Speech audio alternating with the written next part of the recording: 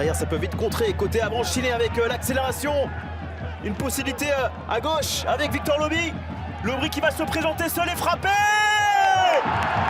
Et le premier but du match après 31 minutes. Une attaque des plus rapides. Fabrice et le premier but de la saison pour Victor Lobry. Il y a deux duels vraiment à ne pas manquer contre deux autres promus. Attention tout de même à ce ballon perdu qui peut profiter à Diallo. Le centre de Diallo, Mambou, l'égalisation d'entrée. Le but de la révolte peut-être pour Toulon, le premier but cette saison pour Jonathan Mambou. Terrible paire de balles et derrière Toulon ne se fait pas prier. On l'a vu dans le regard de celui qui vient de rentrer en cours de jeu. Pourquoi pas une nouvelle passe décisive pour le numéro 27, Avranches-Chiné. Oh, attention, ça rebondit. Et c'est Boitin, le capitaine, qui s'en va marquer son troisième but de la saison, le deuxième de la soirée pour Avranches, qui reprend les devants.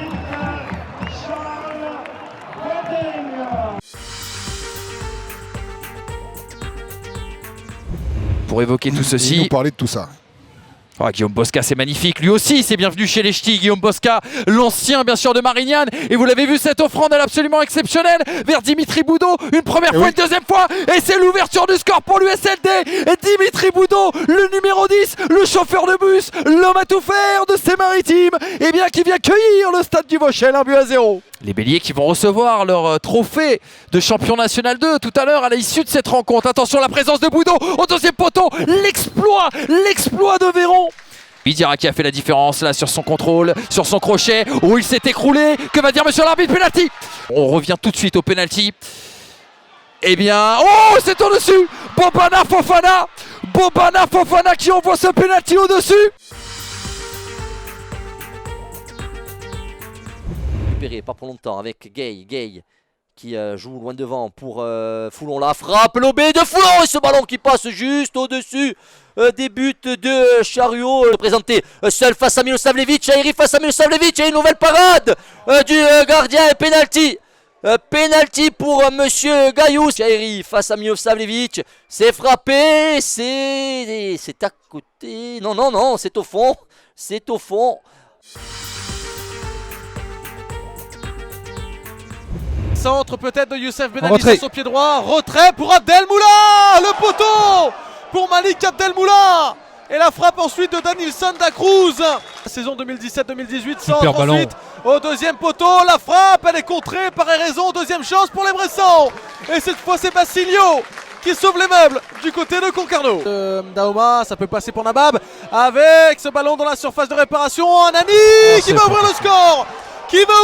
Et crucifier l'US Concarneau dans les derniers instants de cette partie, dans le temps additionnel de cette partie. Et Bourg-en-Bresse qui va venir s'imposer.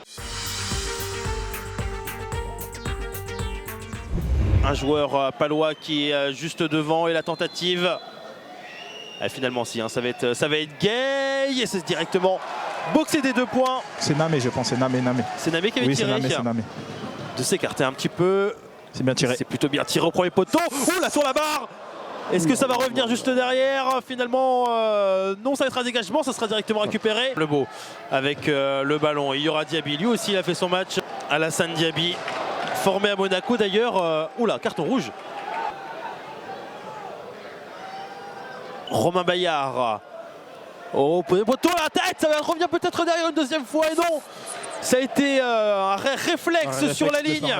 Tente d'en faire avec Quentin Daubin, ça c'est bien fait également. Pourquoi pas le centre pour la tête de Jarjou? Finalement non, ça sera récupéré pas pour longtemps avec Gay. Ça va revenir au second poteau et l'ouverture du score dans les toutes dernières minutes de ce match. Et c'est un ancien de la maison, il s'agit de Romain Bayard. 1-0 pour le Pau FC. Allez, on est reparti devant avec Laura. Gaëtan Laura qui va se mettre en bonne position, qui va frapper. Et ce ballon qui heurte la transversale de Rifi Mandanda. Jeu assez ouvert depuis le début de la rencontre malgré les conditions. Clomani là qui peut centrer pour Saïd Aza qui se met en bonne position. Contrôle pied droit, frappe pied gauche. Et c'est l'ouverture du score ici à Boulogne. Signé Saïd Idaza. Ah, il a eu tout son temps. Hein. Non, mais visiblement il garde le ballon. Hein. Saïd Aza qui a été poussé dans le dos par Richard Samnik. Et ça sera un penalty. Il y a Anthony Scarmonzino qui s'élance face à Louis Souchot et qui arrive à mettre le ballon dans le petit filet et qui inscrit le deuxième but pour l'USBCO à la suite de ce penalty. Et ce ballon devant pour Paulanol Garita, c'était couvert par Lucas Toussaint Garita face à Louis Souchot et l'arrêt de Louis Souchot.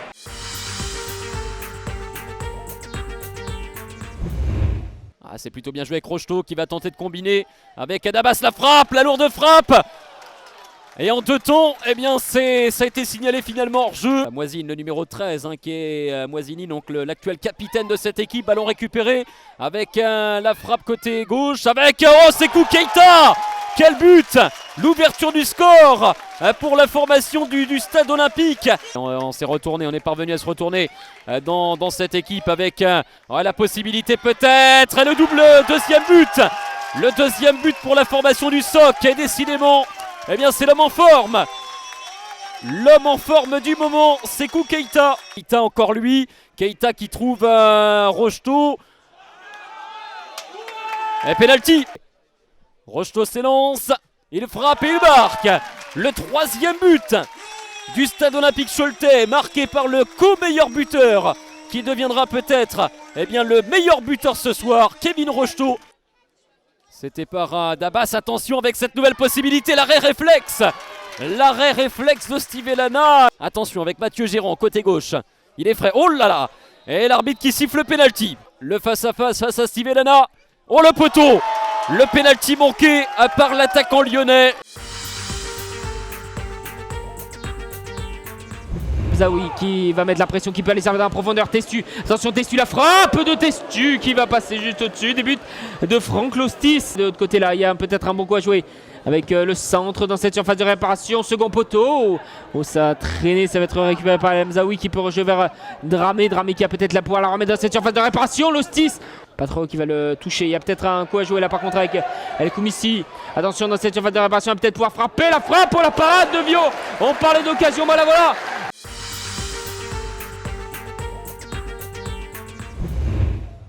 Le long ballon là sur le côté gauche cette fois-ci pour Bénédicte. Oh carton rouge. Oh carton rouge. Troisième minute de jeu. Duchamp qui va pouvoir trouver, oui, Rémi Sergio à l'entrée de la surface de réparation. Rémi Sergio la passe et ça va au deuxième poteau et c'est dedans. Et c'est signé Thomas Robinet pour l'ouverture du score du FC Villefranche. Toflib, Fischer qui peut centrer. Oh la barre transversale. Oh quelle frappe, quelle reprise. Il joue avec son capitaine Maxime Blanc qui a un petit peu de champ, qui ouvre vers Guilavogui qui retrouve Maxime Blanc. Oh et la parade du pied de Arnaud Balijon. Qui sur un compte peut égaliser. Et le but, eh ben tu le disais Laurent, à l'instant que Ajaccio défendait bien, ils ont repoussé l'échéance depuis très longtemps, depuis la 10e minute. Et là, eh bien c'est Rémi Sergio qui vient doubler la mise, 2-0 pour le FC Villefranche-Beaujolais. Belle lecture du jeu de Balujon qui a effectué une très belle intervention. Oh là là, carton rouge encore.